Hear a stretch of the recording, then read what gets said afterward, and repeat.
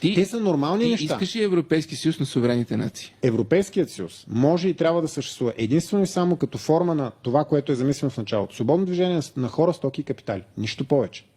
Европейският съюз е замислен като икономическа общност. И още един път, Като искаш ли общ да ни пазар. вадиш от този общност, от този общ пазар? От този Искаш ли да го Европейски вадиш? съюз, който в момента съществува, ние трябва да излезем, защото този Европейски съюз в момента е вреден за И България. къде ще отидем? Което означава, чакай, не съм довършил, което означава, че този Европейски съюз трябва да бъде преформатиран. Така е. Затова говорим ние от Европа на суверенните Съгласен нации. съм. Така. И къде? Което означава прекратяване функционирането на Европейска комисия, прекратяване функционирането на Европейски парламент, прекратяване функционирането на всичките агенции и комисариати, които са наддържавни и които са едни особени нито риба, нито рак институции. Задължаващите, пък уж не са твои Точно органи. така. Да. Никой не ги е избирал, но те ни задължават да правим разни неща. Всичко това приключва.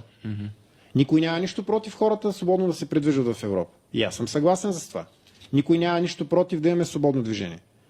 Но има много против някой в Европа, т.е. не в Европа, ние сме Европа, някой в Брюксел, който дори не знам как се казва, да ми напише един регламент, който аз трябва да изпълнявам. Как да стане тази работа? Откъде на къде? Решението трябва да се вземе в България, защото иначе какъв е смисъл от съществуването на Народно събрание, на парламент, на Министерски съвет? За какъв чеп са ни? За какво ни е Министерски съвет при условие, че той изпълнява това, което му казват от Брюксел? За какво ни е Народно събрание при условие, че изпълнява това, което се каже от Брюксел? Колониален губернатор, някакси такова. Да. Точно така. Ставаме излишни. Знаеш ли какво са направили на времето римляните, когато са превземали някоя държава? Федерати.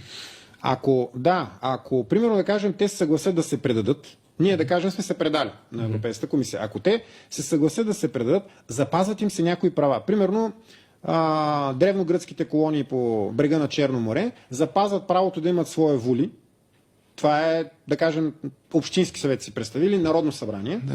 Запазват правото да секат монети. Обаче, задължително от едната страна имат правото задължително от една страна трябва да слагат образа на императора.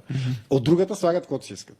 Същата работа като с шиткоините. От едната страна на шиткоина има общ дизайн, който е общо европейски. От другата страна си слага каквото си искаш там.